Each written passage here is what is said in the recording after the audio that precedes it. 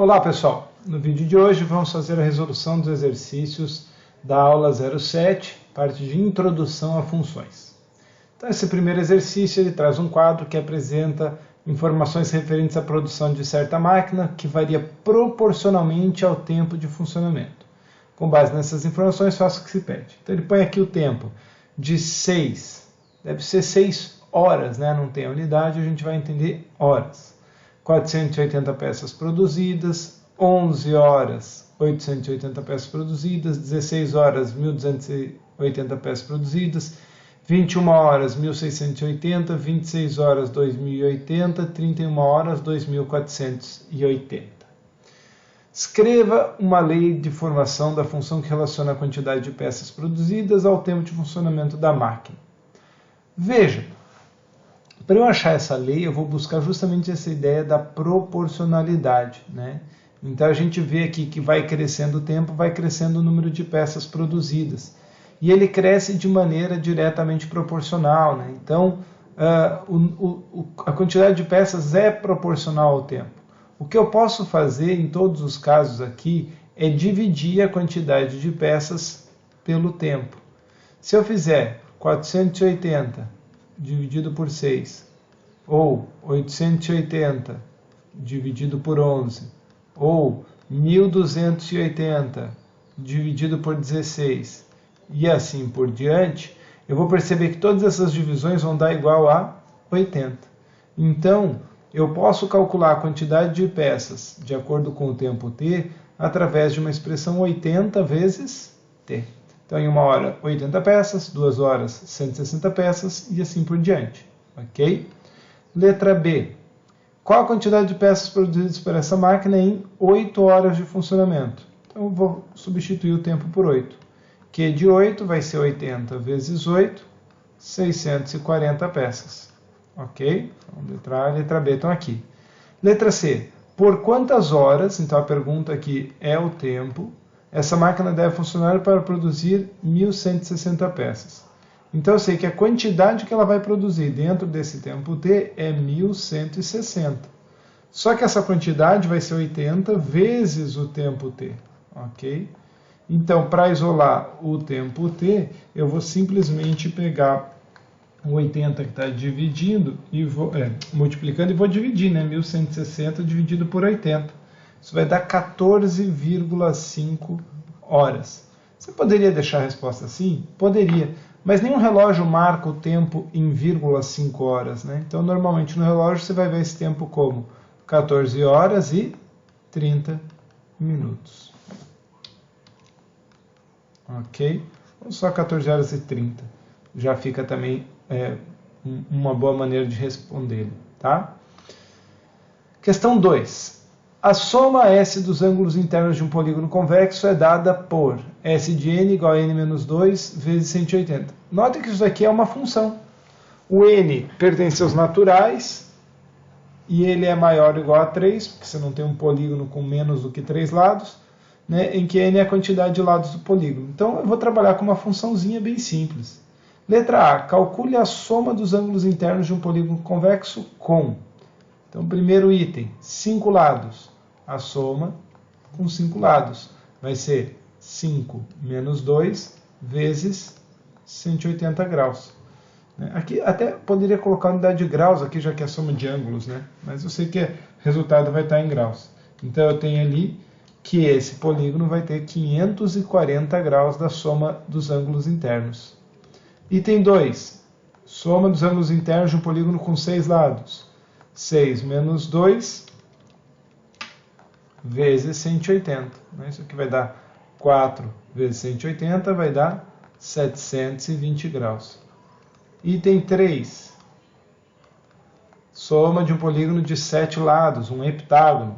7 menos 2 vezes 180 graus. Então eu vou ficar ali com 5 vezes 180, 900 graus. Item 4. Soma dos ângulos internos de um polígono de 10 lados, um decágono. Então, 10 menos 2 vezes 180. 10 menos 2 dá 8. 8 vezes 180 dá 1.440 graus. Item 5, soma dos lados de um icoságono com 20 lados. 20 menos 2 vezes 180. 20 menos 2 dá 18, 18 vezes 180, 3.240 graus. Item 6, soma dos ângulos internos de um polígono com 36 lados. Então, 36 menos 2 vezes 180 graus. 36 menos 2 dá 34, vezes 180, 6.120 graus. Beleza? Letra B. Quantos lados tem um polígono convexo cuja soma dos ângulos internos é? Agora ele me deu a soma e ele quer saber o número de lados. Então no item 1, a soma vai ser 1080. Como é que eu vou achar o número de lados? Eu vou pegar n menos 2 vezes 180 igual a 1080. Para isolar o n, primeiro eu vou dividir por 180. Então, 1080 dividido por 180 dá 6. Agora eu vou somar duas unidades. Soma duas unidades, n igual a 8. Então, é um octógono, o polígono com 8 lados, que tem uma soma de 1080 graus. Ok? Item 2, 2160. Mesma coisa, né? A soma dos n ângulos internos tem que dar 2160. O que eu vou fazer?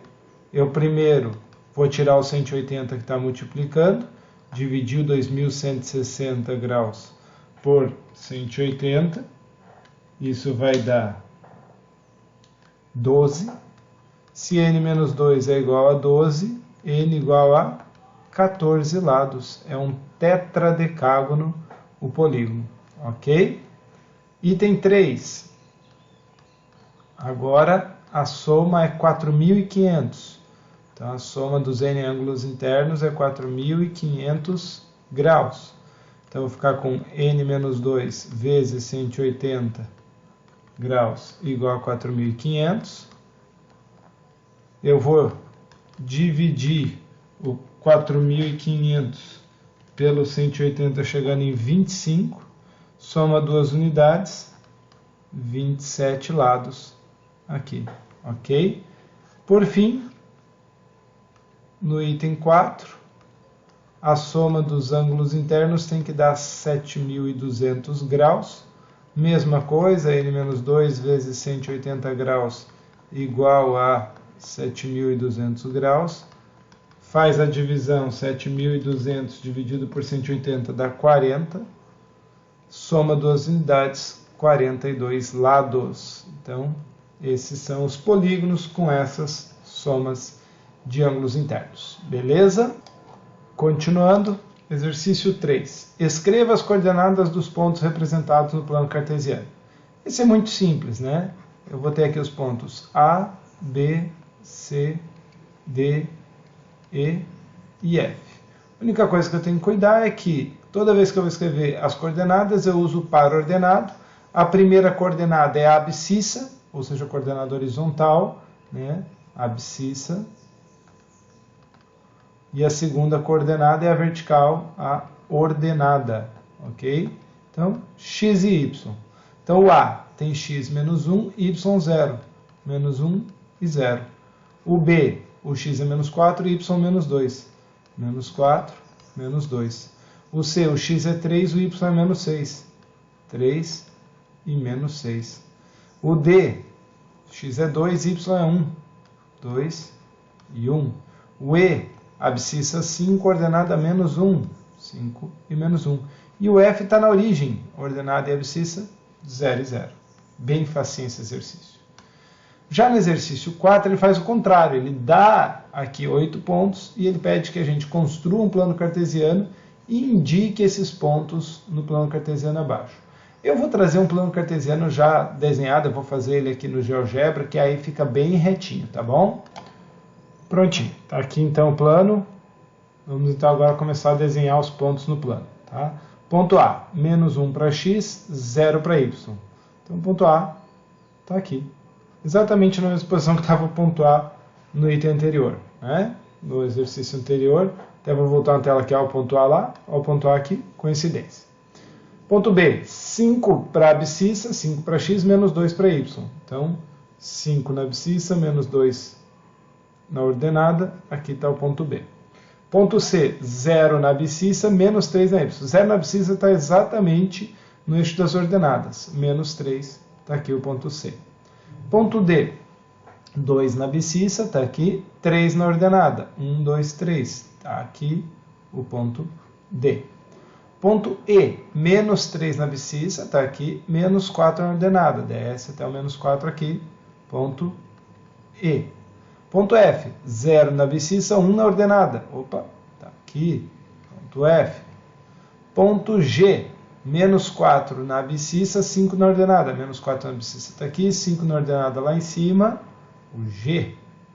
E ponto H, 3 na abscissa, 4 na ordenada, está aqui o ponto H. Simples, né? Bem tranquilo esse exercício. Maior dificuldade é ter o plano, então se você tiver aí um papel quadriculado, ajuda bastante a montar o plano cartesiano também, tá bom?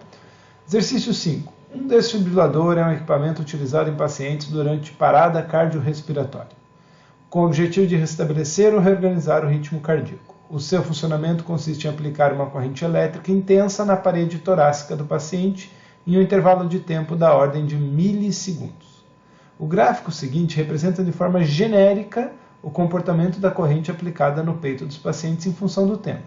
Então, a corrente sai de 0, chega a 80, desce no 0, baixa aqui para menos 20 e volta a tender aqui para o 0. Ok? Ele marcou alguns pontos especiais, né? Você vê aqui, ó, no 0,1 milissegundo a corrente está aqui, no 1,4 milissegundo a corrente está em cima, no 3,9 milissegundo ela volta nesse ponto, 5,2 milissegundo aqui e 7,2 ela está aqui. De acordo com o gráfico, a contar do instante que se inicia o pulso elétrico, a corrente elétrica inverte o seu sentido após inverter o sentido. O que indica o sentido da corrente elétrica, a ideia do sentido dela, está ligado diretamente ao sinal. Então você tem corrente positiva num sentido, corrente negativa no outro sentido. Em que momento ocorre a mudança do sinal da corrente? Veja que a corrente sobe até 1,4, depois ela desce, mas ela continua positiva.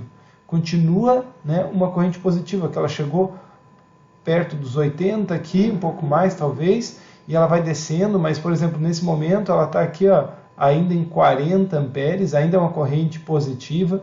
Ela passa a ser uma corrente negativa quando ela passa por este ponto aqui. Então isso acontece exatamente aos 3,9 milissegundos. Quando a gente fala de função, a gente pode dizer que isso daqui é a raiz ou o zero de uma função.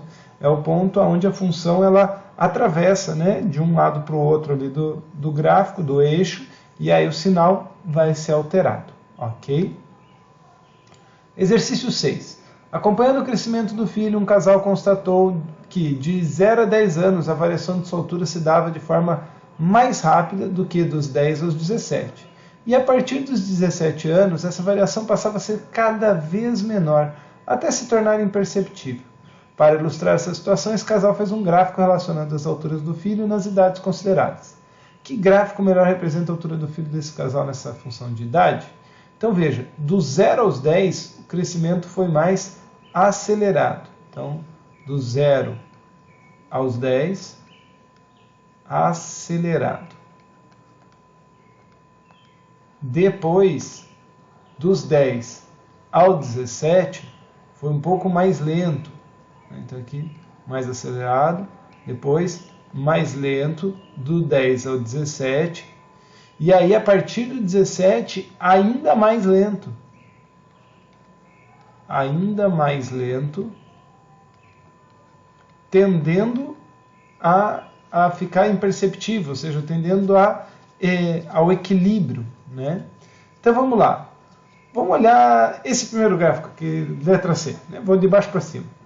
Aqui está dizendo que bebê com 0 já nasceu com uma altura 51, né? Porque daqui para cá não tem movimento, está ainda dentro do 0.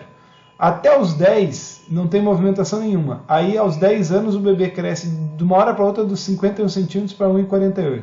Faz sentido isso? Não, né? Então descarte esse gráfico. Aqui também, ó, o bebê nasceu com 51, até os 10 anos ele permaneceu com 51 centímetros de altura, de repente ele sobe para 1,48. Faz sentido isso? Não também. Aqui ele teve um crescimento linear de 51 a 1,48 nos 10 primeiros anos. Legal, um crescimento linear é meio estranho, mas tudo bem, vamos aceitar esse crescimento linear aqui. Só que aí dos 10 ao 17 ele permaneceu constante, e aí aos 17 ele pula de 1,48 para 1,71. Faz sentido? Não também. Aqui ele cresce do 0 aos 10 até um ponto, e aí quando ele faz 10 anos, de repente do dia para a noite ele dá um crescimento vertical. Faz sentido isso? Também não. Então é a letra A a resposta, né? Ele tem um crescimento mais inclinado linear aqui do 0 aos 10. Depois dos 10 aos 17 ele tem ainda um crescimento, mas vê que a inclinação é menor, então ele já está mais lento. Depois dos 17 em diante ele ainda tem um crescimento, mas menos inclinado ainda, com mais lentidão. Você vê que nesse período aqui ele cresceu de 1,48 a 1,71, depois ele cresceu de 1,71 e 80. Então vai mais lento aqui, até atingir o que seria o equilíbrio aqui. Beleza? Então, letra A seria a resposta desse exercício. Para fechar esse material, exercício 7, ele diz: o gráfico abaixo apresenta o comportamento da função f, com domínio dado por d de f vai do menos 6 ao 7. É um intervalo que vai do menos 6 ao 7, inclui o menos 6, inclui o 7. Com base no gráfico, responda o que se pede. Então, aqui no gráfico a gente vê, ó, o domínio começa aqui no menos 6. Antes disso, não tem nada, não existia nada na função aqui. E vai até o 7. Depois disso, não existe nada na função também. Tá ok? A função é representada aqui por essa linha vermelha e esses pontos aonde ela passa. Letra A. Qual o valor de f de menos 5, f de 2 e f de 7? Então, o item 1 da letra A pede o f de menos 5. Eu vou ter que olhar no gráfico e perceber que no menos 5 ele está justamente aqui, ó, passando pelo eixo. Quando passa pelo eixo x, a ordenada dele, o y, é exatamente 0. É uma das raízes, né? Uma raiz da função. Legal, f de menos 5 igual a 0. Item 2, f de 2. f de 2, o 2 está aqui, eu vou procurar aqui, a função está passando nesse ponto. Nesse ponto, a ordenada vale menos 3. Então, f de 2 igual a menos 3. Item 3, f de 7. É o último ponto do domínio. Termina justamente aqui. Quando x vale 7, a imagem é 3. Então, f de 7 igual a 3. Letra B. Quais são os zeros ou raízes dessa função? A gente já falou que o menos 5 é uma das raízes. Quem mais é raiz? Veja que ele passa novamente aqui no eixo x, no ponto menos 1. Então, menos 1 também é raiz. E volta a cruzar o eixo x no ponto 4. Então, o 4 também é raiz. Essa é uma função que possui 3 raízes. Ok? Letra C. Escreva os intervalos em que função f de x é maior que 0, a imagem é maior que 0, e depois quando...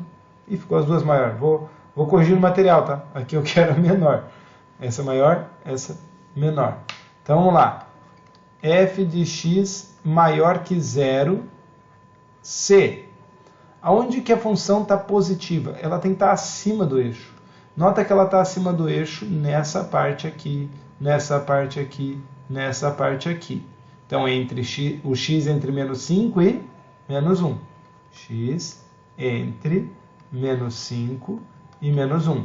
Nota que eu não vou incluir nem o menos 5 nem o menos 1, porque nesse intervalo, no menos 5 e no menos 1, a imagem é 0. E não é positivo. 0 é 0. Ok? Depois, ela volta a ficar positiva nesse trecho aqui, do 4 até o 5, e do 5 até o 7. Então, ou x entre 4 e 7. Só que aqui faz sentido incluir o 7, porque no 7 a imagem é 3, a imagem é positiva. Então, nesses dois pedaços. Agora, esse era o item 1. Item 2. Para qual intervalo a função possui imagem negativa? Então vai ser negativa C. Vai ser negativa nessa parte antes do menos 5 aqui. Então, do menos 6 ao menos 5.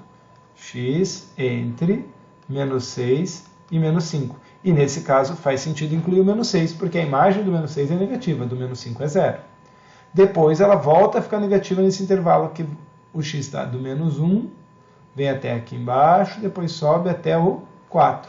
Então, ou x entre menos 1 e 4. E aqui eu não vou incluir nenhum dos dois, porque nos dois pontos a imagem é 0. Ok? Determine os intervalos em que a função é crescente, decrescente e constante. Deixa eu pegar uma borracha aqui, ficou muita informação anotada no gráfico, vou apagar um pouquinho para a gente conseguir anotar mais informações. Então, onde é que ela vai ser crescente? Tá? Letra D, item 1. A função é crescente se. Aonde? Veja que desse ponto até esse ponto, ela está realmente crescendo. Então, do x indo do menos 6 até o menos 4. Depois não cresce mais, depois ainda decai, decai, decai, decai. Mas aí depois, aqui, ó, do x indo do 2 até o x valer 5, ela também é crescente. Então, x entre menos 6 e menos 4, ou x entre 2... ficou feio esse x, então deixa eu melhorar esse x aqui. X entre 2 e 5. Esse é o intervalo que ela é crescente. Aonde que ela vai ser decrescente? Então, da esquerda para a direita, os valores de y vão diminuir. Decrescente se, nesse pedaço aqui, ó, do menos 2 até o menos 1, e depois continua caindo do menos 1 até o x valer 2. E nesse finalzinho dela também está caindo, né? Do 5 até o 7. Então, x entre menos 2 e 2, né? A gente viu aqui do menos 2 até o 2, ou x entre 5 e 7. E por fim, em qual parte da função ela é constante? Tem algum ponto da função ali, alguma parte da função que ela é constante? Sim. Esse intervalinho aqui, o x não sobe nem desce. Melhor, o y, né? A função não sobe nem desce. Então, nesse intervalo, x é constante, a função é constante se o x está entre menos 4 e menos 2. Ok? Esse é o comportamento da função. Para finalizar esse exercício, quais são os valores máximo e mínimo da função? Então, eu tenho que achar o valor máximo e o valor mínimo. Valor máximo e valor mínimo estão atrelados aos valores de y. A menor e a maior ordenada que ele vai alcançar. A maior ordenada que ele vai alcançar é justamente nesse ponto aqui, quando a ordenada chega em 4. Nota que nenhum outro ponto chega numa ordenada tão alta. Então, o valor máximo é 4. Já o valor mínimo ele é atingido duas vezes. Lá no início da função no menos 6 e aqui quando o x vale 2. O valor mínimo é menos 3. Okay? Então, valores máximo e mínimo eles estão vinculados aos valores de y e não de x. Beleza? Com isso, então, nós concluímos aí os exercícios. Bons estudos e até a próxima.